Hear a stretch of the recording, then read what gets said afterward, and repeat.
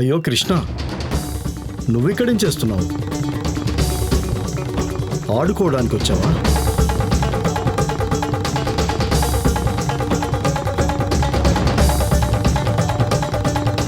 కానీ నీ సకులేరి నిన్ను వదిలేసి ఇళ్ళకి వెళ్ళిపోయారా?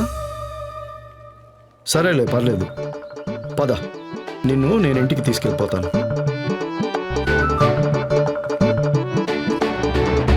చూడండి, ఒకసారి వెళ్ళి చూసిరండి. చెప్పకుండా ఎక్కడికి వెళ్ళిపోయాడు? బృందావనం పూర్తిగా తెలియదు కదా, చెప్పకుండా ఎక్కడికి వెళ్ళిపోయాడు? ఇదిగో నందా, కన్నయ్య నా దగ్గర ఉన్నాడు.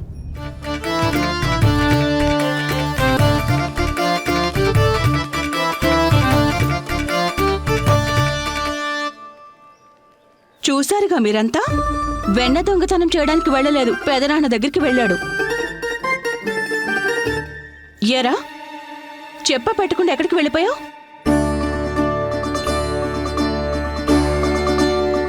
నువ్వు మంచి నిద్రలో ఉన్నావమ్మా. నిన్ను లేపడం మంచి పని కాదు కదా. అవునా అండి, అంత పెద్దవారైపోయారా మీరు? యశోదక్కయ్య,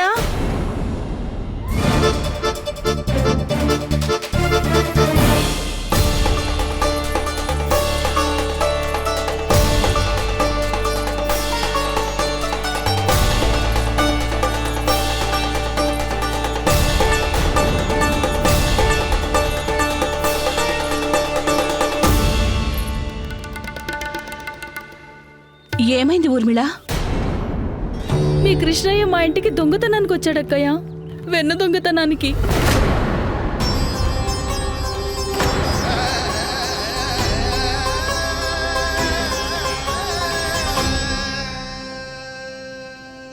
లేదు ఊర్మిళ, నువ్వేదో భ్రమపడ్డట్టున్నావు. వీడు వాళ్ళ పెదనాన్నతో ఉన్నాడు కదా బావగారు? తను నాతోనే ఉన్నాడు. నేను లక్ష్మణుడి ఇంటికి వెళ్తున్నప్పుడు దారిలో కన్నయ్య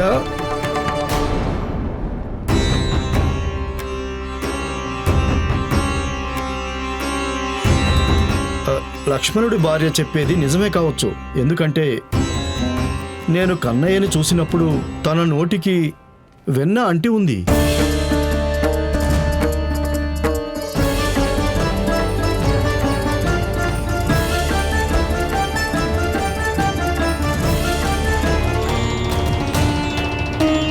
కన్నా, అమ్మ, దొంగతనం అంటే మనం ఒకరికి చెప్పకుండా వారింట్లోంచి ఏదైనా తింటే కదా, అవునా? కానీ వీళ్ళింట్లో ద్వారం తీసే ఉంది, కుండ కూడా తెరిచే ఉంది, పైనుంచి తను కూడా నా ఎదురుగానే కూర్చుంది.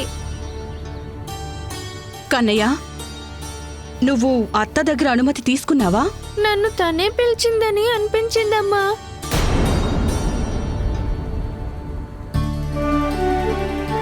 ఊర్మిళ, కన్నయ్య మీ ఇంటికి వచ్చి వెన్న తిన్నాడు. వాడి అపరాధానికి నేను పరిహారం చెల్లిస్తాను. నీకు నేను 2 కుండలు వెన్నిస్తాను. ఇది నిజమే, నేను స్వయంగా వెన్న తినిపించాలని అనుకున్నాను. కానీ ఈ విషయం వెన్న గురించి కాదక్కయ్య. మరి దేని గురించి? తను నా దండ.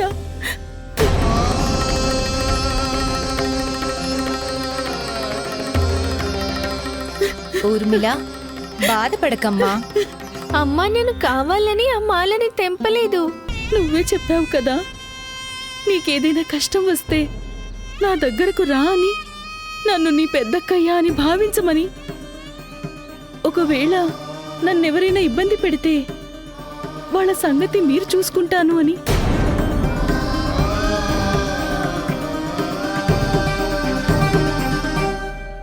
హే నారాయణ, నేను నా కన్నయ్యను మళ్ళీ దండించాల్సి వస్తుందా? అమ్మా, కొత్త కోరిక ఇదే అయితే నువ్వు నన్ను మళ్ళీ దండించు. దండనకు నేను సిద్ధంగా ఉన్నానమ్మా. ఆ రోలుకు నన్ను కట్టేయమ్మా. నేను ఆ రోలుకు కట్టుబడి ఉంటాను. రోజంతా ఎండలో నిలబడి ఉంటాను. ఆకలి దప్పికలతో కూడా ఉంటాను. కానీ నువ్వు ఆవిడికి చెప్పమ్మా, ఒక సాధారణ ముత్యాల దండ కోసం తన మనస్సును ఎందుకింతలాగా బాధ పెట్టుకుంటుంది? కన్నా, ఇదేమీ సాధారణ ముత్యాల దండ కాదు. అయితే నీ ఈ మురళి కూడా మామూలే కదా. దాన్ని ఎవరైనా తీసుకుంటే నీకెలా అనిపిస్తుంది? చాలా బాధగా ఉంటుంది. అంతే. మరి అత్తకి కూడా బాధ ఉంటుంది కదా, అది ఆవిడ ప్రేమకి ప్రతీకగా ఇచ్చింది. మూల్యం ఎప్పుడూ వస్తువులకు ఉండదు, భావనలతో ఉంటుంది. అత్త ప్రేమ ముడిపడి ఉంది కదా.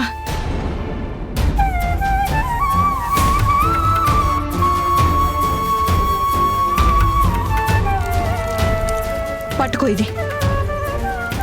ఈ దండను అత్తకు ఇచ్చి చెప్పు, ఇది ఆవిడ మాలకు సమానం కాదు, కానీ నీ క్షమాపణ ఆవిడ దగ్గరికి చేర్చగలుగుతుంది. నన్ను క్షమించండి కొత్తత్త. ఇక ఈ కానుకను స్వీకరించండి. వద్దొద్దు, ఇది నాకు అవసరం లేదు. అక్కయ్య, నేను ఇది ఎలా కాదు అత్త, ఈ దండ కూడా ప్రేమకు ప్రతీకయే. తీసుకో. అయినా ఒక మాట చెప్పనా, ముత్యాల దండ తెగిపోవచ్చు, పూల దండ కూడా వాడిపోవచ్చు. అందుకని దండ జీవితాంతం మీ దగ్గర ఉండలేకపోయినా నా ప్రేమ ఎల్లప్పుడూ నీతోనే ఉంటుంది.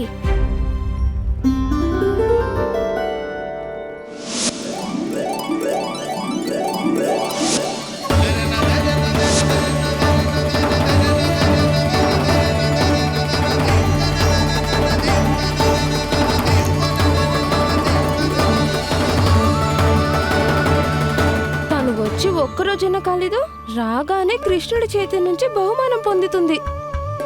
ఎంత అదృష్టవంతురాలివి ఊర్మిళ. యశోద గారు, కృష్ణయ్య మా ఇంట్లో కూడా దొంగతనం చేశాడు, మరి మాకైతే ఏమీ ఇవ్వలేదు. ఇచ్చాను కదా, వెన్నిచ్చాను కదా, వెండి కుండల్లో. అమ్మా, అలాగే నేను వేరు కాదు కదా. కన్నయ్య, ఎక్కువగా మాట్లాడుకో. ఇంకోసారి ఇలాంటి పనులు చేశావంటే అమ్మ వేసే దండన నుంచి తప్పించుకోలేవు నువ్వు. అమ్మా, ఇంకెలాంటి అల్లరి చేయనమ్మా, కానీ మళ్ళీ దండించొద్దమ్మా.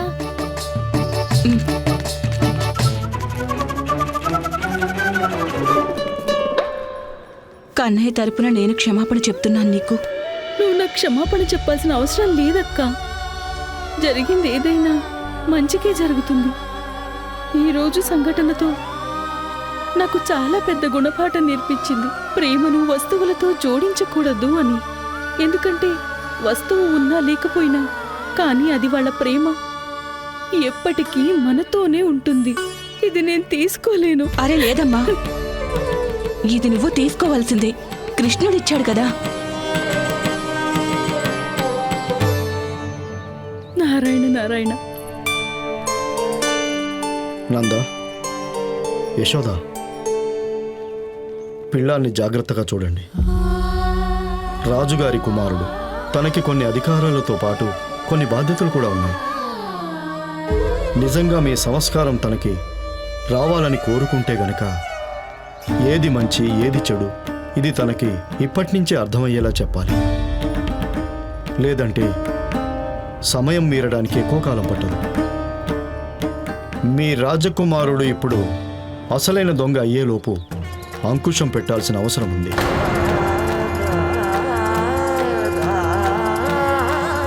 తర్వాత మీరే ఆలోచించుకోండి ఏం చేయాలి.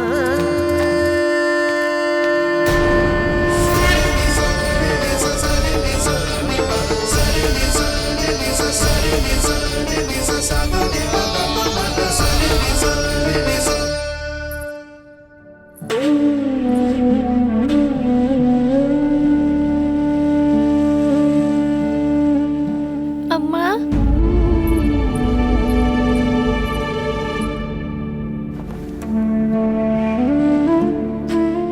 అమ్మా, నేను చెప్పేది వినమ్మా. నాన్న, కన్నయ్య, నీకు తెలుసా మీ అమ్మకు నువ్వంటే ఎంత ప్రేమో? మరిప్పుడు నువ్వే చెప్పు, ఎవరు నీకోసం లోకాన్నే కాదనగలుగుతుందో అలాంటిది తన ముందు నీ గురించి చెడుగా మాట్లాడితే, నీ లోపాలను ఎత్తి చూపినా ఏదన్నా కూడా ఎలా అనిపిస్తుంది తనకి?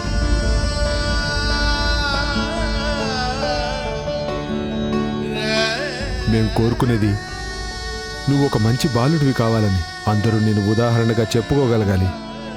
అంతేకాని చెడుగా కాదు, నిందలు కాదు. కానీ నాన్న నేను చాలా మంచి పనులు కూడా చేస్తాను. ఆ, చేస్తున్నావు కదా మంచి పనులు. నువ్వు మంచి పనులు చేస్తున్నావు, కానీ 100 మంచి పనులు చేసి తెలుసో తెలియకో ఒక్క చెడు పని చేసినా కూడా ఈ సమాజం ఒక్క చెడ్డ పనినే గుర్తుపెట్టుకుంటుంది. మంచి క్షణంలో మర్చిపోవచ్చు కన్నయ్య, కానీ చెడు ఎల్లప్పుడూ జ్ఞాపకాల్లో మిగిలిపోతుంది. ఇదే సమాజ రీతి. నన్ను క్షమించండి నాన్న. కన్నయ్య,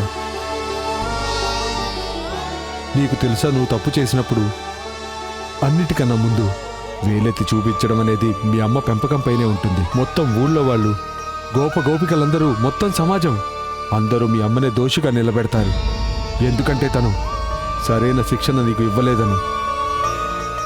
నువ్వు నిజంగా క్షమాపణ చెప్పాలనుకుంటే నాకు కాదు, మీ అమ్మకి చెప్పు. కానీ నాన్న, అమ్మ ఒప్పుకుంటుందా?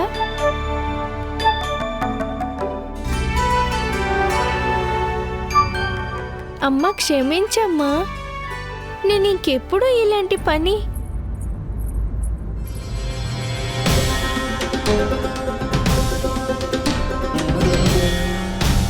కూర్చోండి అక్కయ్య, కూర్చోండి. రా బాబు, కూర్చో.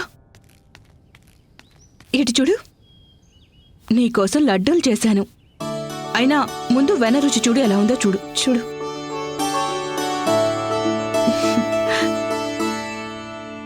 బాగుందా?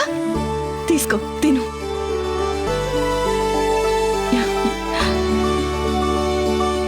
నువ్వెంత మంచి పిల్లాడివి. ఎప్పటికీ ఇలాగే ఉండాలి. చెడు స్నేహం చేయకూడదు, సరేనా? అర్థమైంది కదా? కేవలం నాతో మాత్రం మాట్లాడకు. ప్రేమ మొత్తం అన్నగారి పైన చూపించు. మొత్తం. చూడు, కొబ్బరి లడ్డు తింటావా? ఇప్పుడే తీసుకొస్తానుండు.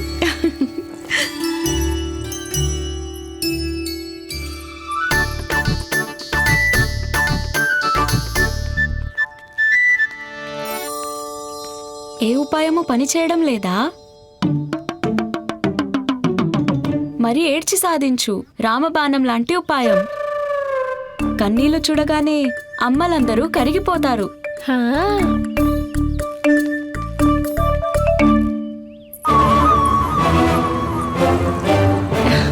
ఇటు చూడు, తిను.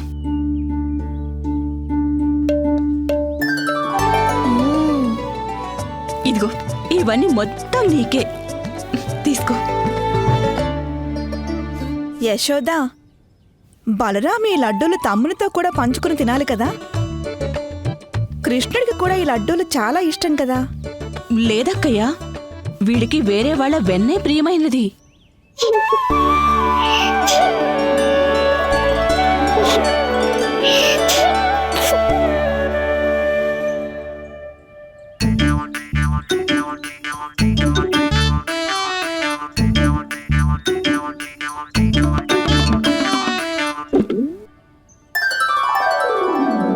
ఇచ్చేయి, లడ్డూలన్నీ ఇచ్చేయి. నా ఆట బొమ్మలు, మిఠాయిలు అన్నీ ఇచ్చేయి. నీ ప్రియమైన బలరాముడికి నాతో ఒక్క మాట కూడా మాట్లాడుకో.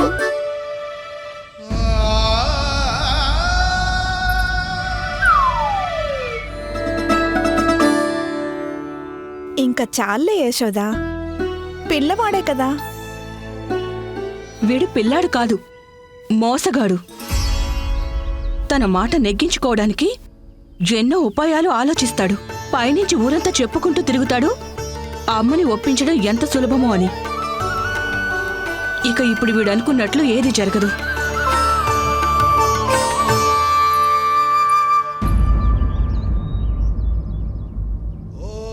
నా మీద ఇంతలా కోపగించుకోకమ్మా, క్షమించమ్మా.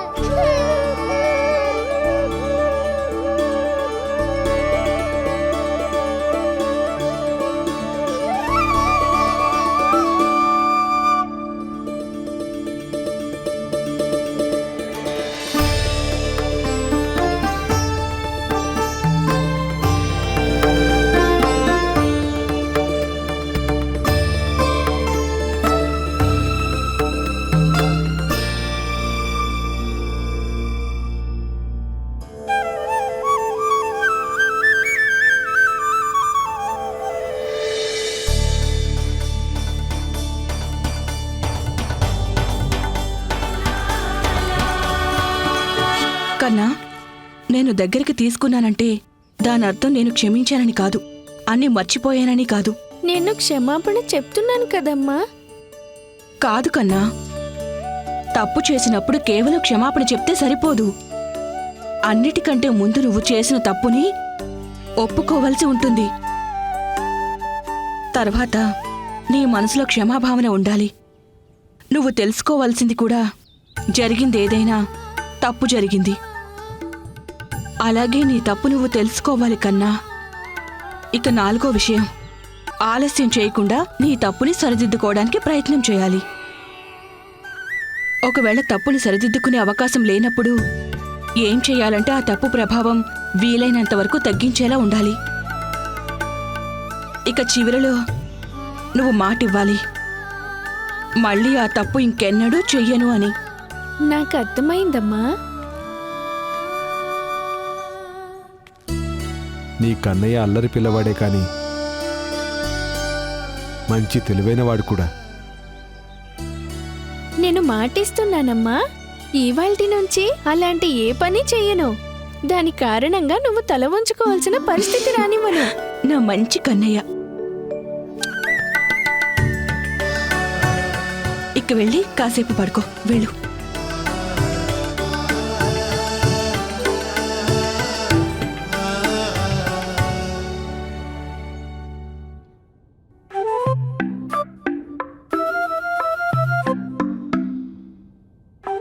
ఇప్పుడే చిన్నమ్మ కోపం తగ్గింది. మళ్ళీ నువ్వు వేరే పథకాలేమీ వెయ్యొద్దు. దాని గురించి నువ్వేం ఆలోచించకన్నా, ముందు త్వరగా నాకు ఈ విషయం గురించి చెప్పు. తప్పు గురించి అమ్మ నాతో చెప్పింది. ఏం చేయకూడదని చెప్పింది? అంటే చిన్నమ్మ చెప్పింది నీకు అర్థం కాలేదా? మరి బయట అర్థమైందని ఎందుకు చెప్పావు?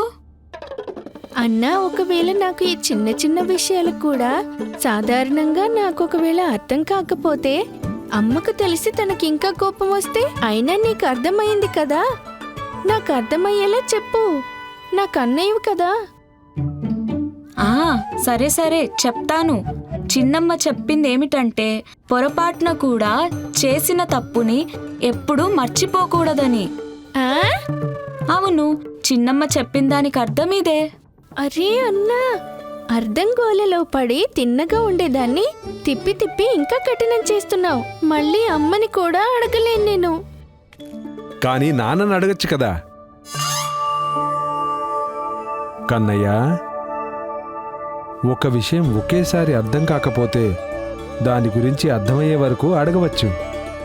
ప్రశ్న అడగడం తెలివైన వాళ్ళు చేసే పని. అర్థమైంది నాన్న.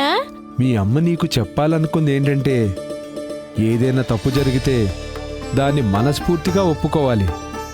కానీ దాని తరువాత మన వల్ల అవుతే ఆ తప్పుని సరిదిద్దుకునేందుకు ప్రయత్నం చేయాలి. ఆఖరిది అతి ముఖ్యమైన విషయం. ఇది బాగా గుర్తుపెట్టుకోవాలి. ఆ తప్పును పొరపాటున కూడా మళ్ళీ చేయకుండా ఉండాలి. అర్థమైంది నాన్న. సరే, మీ ఇద్దరు మాట్లాడుకుంటూ ఉండండి, నేను వెళ్తాను.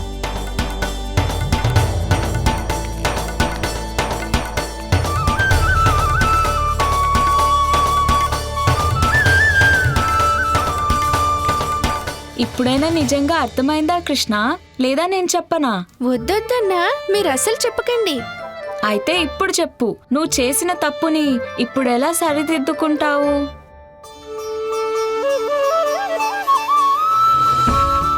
ఒక్క ఉపాయం ఉంది, కానీ దానికి సహాయం అయితే అవసరం ఉంటుందన్నా. ఎవరి సహాయం? వారిదే. ఎవరికైతే బహుమతుల భాండాగారం ఉందో. బహుమతి భాండాగారం కృష్ణ?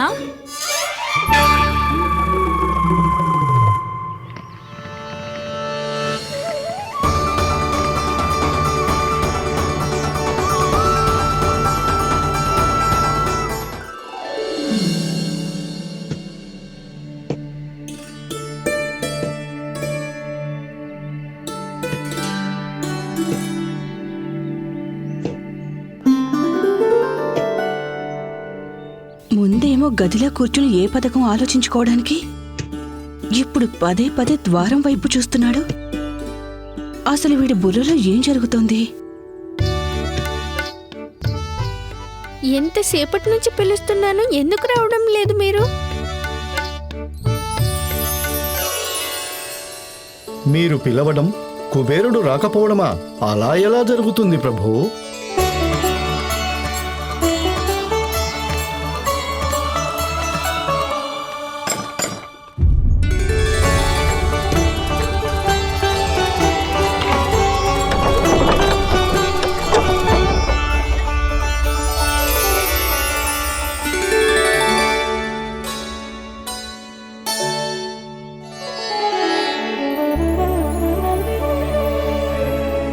చెప్పండి, ఎవరిని కలవాలి మీరు? నా భగవంతుణ్ణి.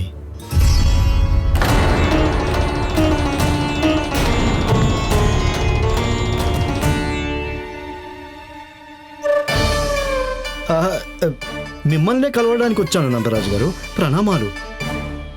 ప్రణామం. కొనుగోలుదారుడే వ్యాపారస్తుడికి భగవంతుడు కదా. అది నేను ఇంటింటికి వెళ్ళి రత్నాలు ఇంకా ఆభరణాలు అమ్ముతూ ఉంటాను. అంటే మీరు స్వర్ణకారులు అన్నమాట. క్షమించండి, ప్రస్తుతం మాకేమీ అవసరం లేదు, మీరు వెళ్ళండి. నాన్న, ఒక్కసారి చూడండి. వీరి దగ్గర ఏమైనా విశేషమైనవి ఉంటే ఎలా తెలుస్తుంది? అందులోకి అమ్మ ముత్యాల గొలుసు ఆ కొత్త అత్తయ్యకిచ్చింది. ఖచ్చితంగా తండ్రి కొడుకులు కలిసి ఏదో పథకం వేసుకున్నారు. స్వర్ణకారుల వారు, మా ప్రియమైన అమ్మ కోసం ఏదైనా మంచి హారం మీ దగ్గర ఉందా? ఏదైనా విశేషమైందుంటే చూపించండి. మా రాణిగారి మనసును మెప్పించడం అంత సులభం కాదు. వద్దొద్దు, దాని అవసరం ఏమీ లేదు. అయినా మీకు నిజంగా అనిపిస్తోందా అండి నేనొక మాల కోసం కోపంగా ఉన్నానని? వీడంటే పిల్లాడు, కాని మీరెలా అనుకున్నారు? అంటే నేను కేవలం వస్తువులే ప్రేమిస్తానా? పైనుంచి స్వర్ణకారుల్ని పిలిచి మాట్లాడేస్తున్నారు మీరు. రాణిగారు, అసలు నిజమేంటంటే... అయ్యా, మీరు మధ్యలో దయచేసి మాట్లాడకండి. యశోద, స్వర్ణకారుల వారిని నేను పిలిపించలేదు. నాకు తెలుసు నీ కోపానికి కారణం. మీ అమ్మగారిని చూస్తుంటే నాకు కూడా భయంగానే ఉంది స్వామి. ఎప్పుడు ఈవిడ సాక్షాత్తు దుర్గామాత అయిపోతుందో. మీ మీద నాకు ఇసుమంత కూడా నమ్మకం లేదు. అసలు నాకు పూర్తిగా నమ్మకం ఉంది, ఈయన మిమ్మల్ని రప్పించుంటారు. ఎప్పుడు ఇలాంటి విషయం జరిగినా కన్నయ్యతో కలిసి ఇలాంటి పనులే చేస్తారు ఈయన.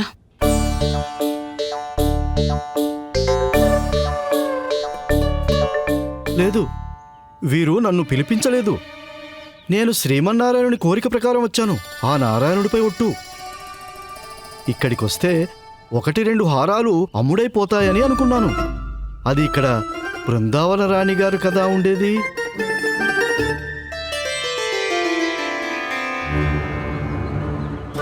అతి చేయకండి కుబేరుల వారు. అలా అయితే స్వర్ణకారుల వారు, మీరు ఉండండి. మా అమ్మ చెప్పింది, ఎవరిని కూడా మన ద్వారం నుంచి నిరాశతో పంపించకూడదని. అరే కానీ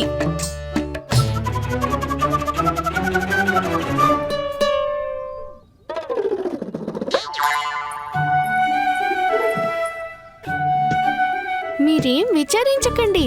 తన కోపంలో కూడా ప్రేమ దాగుంటుంది. చాలా గొప్పదమ్మా. అందుకే అది ఎప్పుడూ బయటికి కనిపించదు. నేనేం చెప్పాను వీడికి ఏం అర్థం చేసుకున్నాడు? అరే, అది నేను చెప్పిన ఉద్దేశం అది కాదు కదా. ఒక కానుకిచ్చి తన తప్పుని సరిదిద్దుకోవడానికి. ఇది చూడండి నందరాజా. వద్దు, ఇవి ఇందులో లాభం లేదు. దీని శోభ అద్భుతంగా ఉంటుంది. ఓహో, స్వర్ణకారుల వారు, ఇవన్నీ మా అమ్మకు నచ్చవండి. ఏదైనా విశేషమైనవి చూపించండి, ప్రత్యేకమైనవి. ఆ,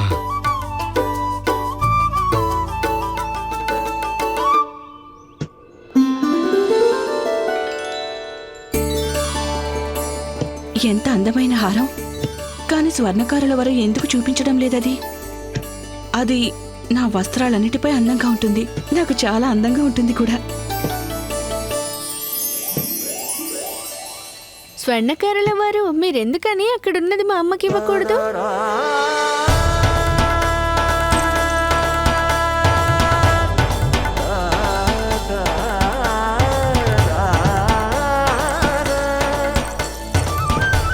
మరి మీకేం కావాలి రాజకుమారా? నాకు కేవలం ఒక ముత్యం ఇవ్వండి చాలు. చాలా? కేవలం ఒక ముత్యమా? హా,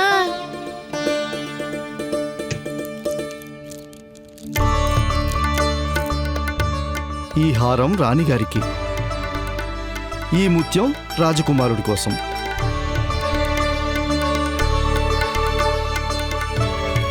స్వర్ణకారుల వారు మూల్యం తీసుకొని వెళ్ళండి.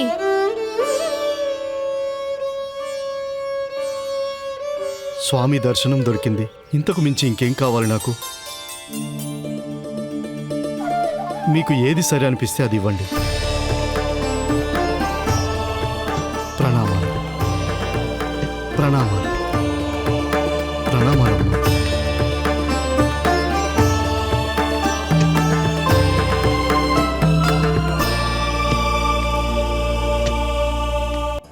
ఇదిగో అమ్మా, ఎలా ఉందో చూసి చెప్పు.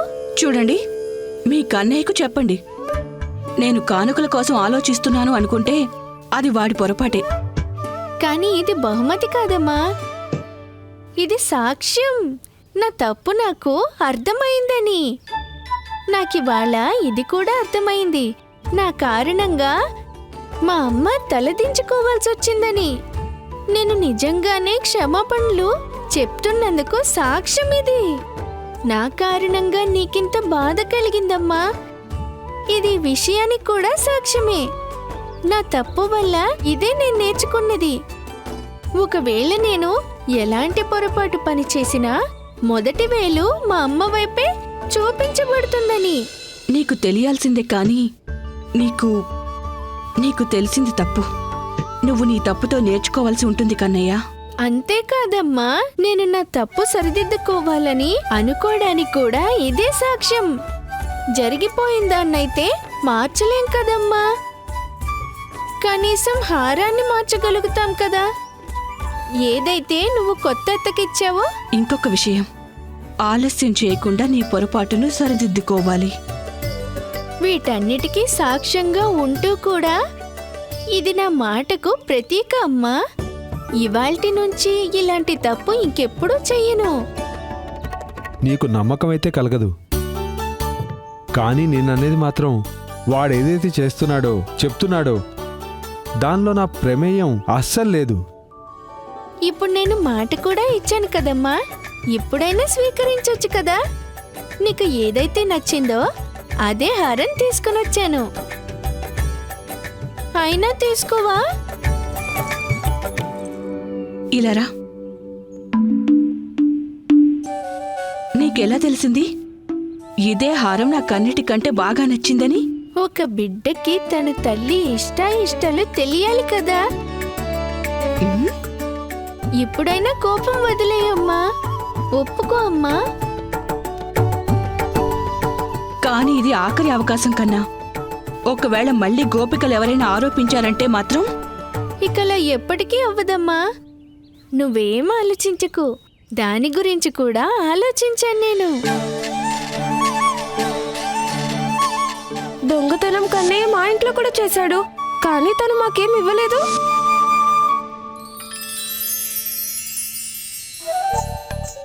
ఈ ఒక్క ముత్యం నువ్వు ఎవరెవరికిస్తావు?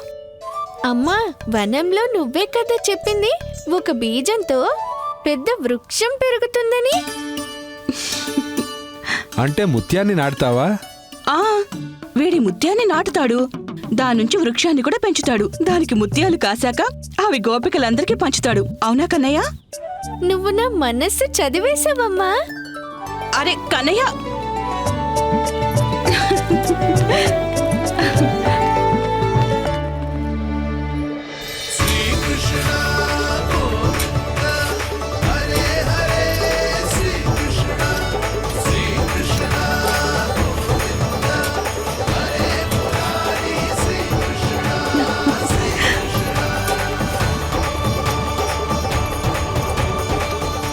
పరిహాసం ఆడాను కన్నయ్య. ముత్యాలు వృక్షానికి కాయవు. ఎందుకు పెరగదమ్మా? ఇంత చిన్న బీజంలో నుండి పెద్ద వృక్షం పెరిగి బోల్డన్ని నేరేడు పళ్ళు కాసినప్పుడు ముత్యం ఎందుకు పెరగదమ్మా? కన్నయ్య, బీజంలోంచి కేవలం పూలు పళ్ళు కాస్తాయి, ముత్యాలు రావు. కానీ అమ్మ, నువ్వేగా చెప్పావు నారాయణుడి నామంతో ఏదైనా సాధ్యమవుతుందని. మరిదెందుకు కాదు? నారాయణ నామంలో బోల్డన్ని శక్తులున్నాయి కదా. కానీ యశోద, జీవిత పాఠం చేస్తేనే తెలుస్తుంది, చేసినప్పుడే నేర్చుకుంటాడు. మనం కేవలం సహాయం చేయగలుగుతాం, అవునా?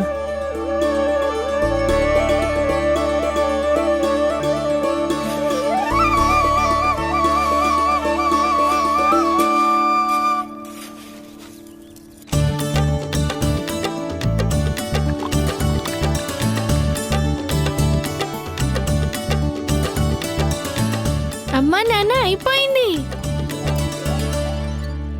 రేపొద్దున్న మన వాకిట్లో ముత్యాల వృక్షం ఉంటుంది. చూడండి మీరిద్దరూ. సరే పద.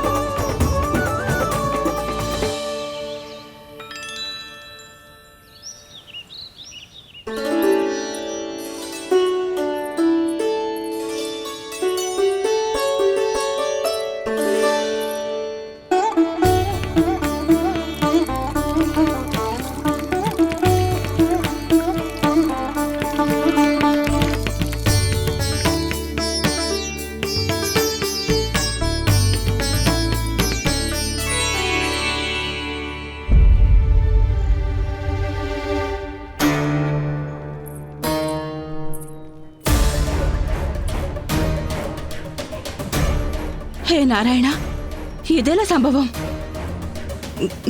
ఏమండి, ఒకసారి చూడండి.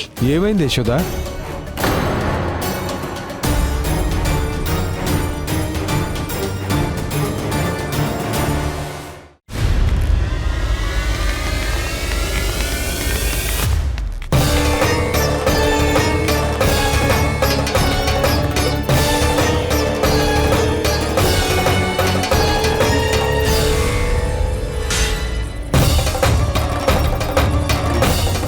ఏమైంది కృష్ణ? పొద్దు పొద్దున్నే మీరు అడిగారు కదా మీ అందరికీ నేను ఏదో ఒకటి ఇవ్వాలని. చూడండి నా దగ్గర ఎంత గొప్ప బహుమతి ఉందో.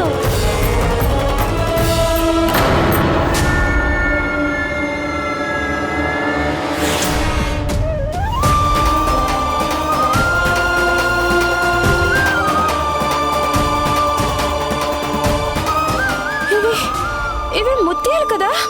ముత్యాల వృక్షమా? కానీ ఇదైతే అసంభవం కదా. మీరందరూ అంటూ ఉంటారు కదా నేను బోల్డన్ని ప్రశ్నలు అడుగుతానని.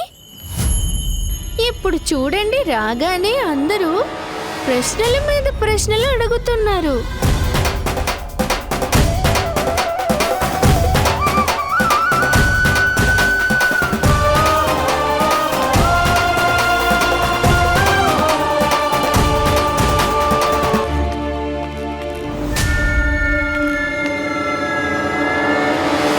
అలాగే నిలబడతారా? ముందుకొచ్చి ముత్యాలు తీసుకుంటారా? సులక్షణ చిన్నమ్మ, రండి.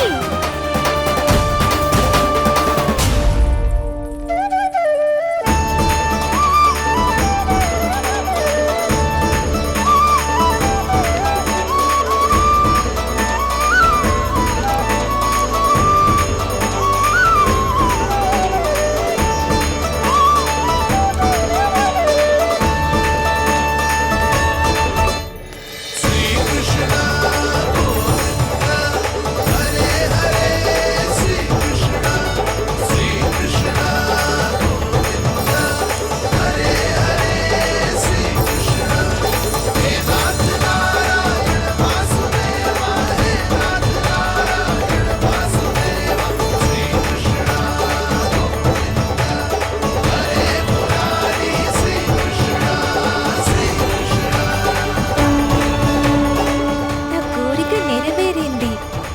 కన్నయ్య చేత్తో కానుక లభించింది.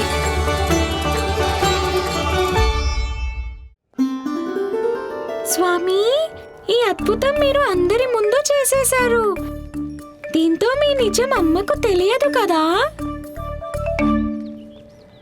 ఇవి నిజమైన ముత్యాలు. అచ్చం స్వర్ణకారుల దగ్గర ఉంటాయి కదా అలా. బృందావనానికి వచ్చినప్పటి నుంచి ఏదో ఒక అద్భుతం జరుగుతూనే ఉంది. తప్పకుండా ఈ ప్రదేశానికి ఏ దేవత ఆశీర్వాదమో ఉండే ఉంటుంది.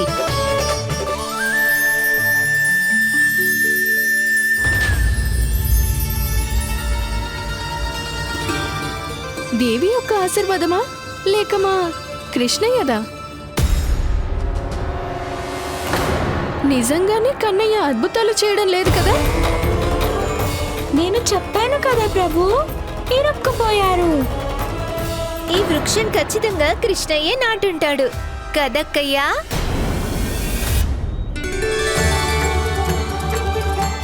మీరందరూ అసలు నిజం తెలుసుకోకుండా మాట్లాడేస్తూనే ఉంటారు. ఇది నేను చేసే అద్భుతం కాదు, ఇది దేవి చేసిన అద్భుతమే. కృష్ణ ఎవరా దేవి?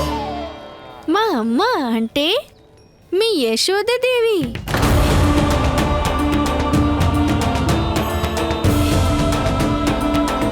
నువ్వేం మాట్లాడుతున్నావు కన్నా? నిజమే చెప్తున్నాను.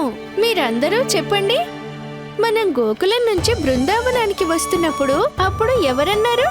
బృందావనంలో కూడా గోకులంలో ఉన్నట్టే సుఖ సౌభాగ్యాలు దొరుకుతాయని యశోద గారు. ఇక్కడికొచ్చాక గణపతి భగవానుడి స్వరం ఎవరికి వినిపించింది? యశోద గారు. మరి నిన్న అన్నది ఎవరు? మన కన్నయ్య ముత్యాన్ని బీజంలాగా నాటుతాడని, అందులోంచి పెద్ద వృక్షం పెరుగుతుందని, దానికి ముత్యాలు కూడా కాస్తాయని. యశోదాని, మీరు కూడానా? మరి మా అమ్మ అద్భుతం చేసింది కదా. తను ఏదన్నా అది నిజమై తీరుతుంది. ఆపరా అల్లరి పిల్లడా, ఏదో ఒకటి పిచ్చిగా వాగుతూనే ఉంటావు. అయినా యశోద గారు, కన్నయ్య చెప్పేది నిజమే కదా. నువ్వు కూడా వీడి మాటలు పట్టించుకుంటున్నావా సులక్షణ? వీడన్ని పరిస్థితులను జోడించి వాడి మాటలు నిరూపించుకుంటాడు. నేనేమి దేవిని కాదు, నేను సాధారణ తల్లిని, వీడు నా సాధారణ కొడుకు. కానీ ఈ ముత్యాల చెట్టు మాత్రం అద్భుతం అన్నది ఖచ్చితం కదా. చూస్తుంటే ఏ దేవీ దేవత ఆశీర్వాదం ఈ ప్రదేశానికి ఉన్నట్లు అనిపిస్తుంది.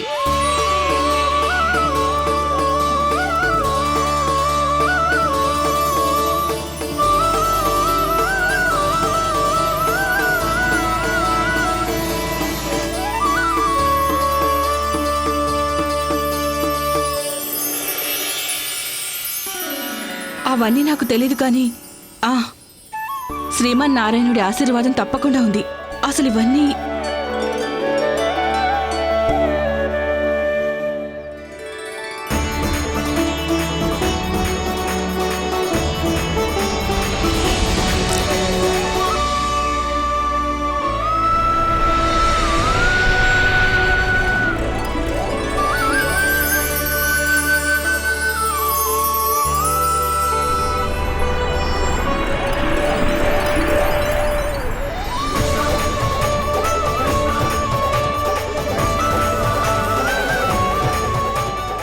నాకు తెలుసు మీరు నా కోసం ఎదురు చూస్తున్నారని.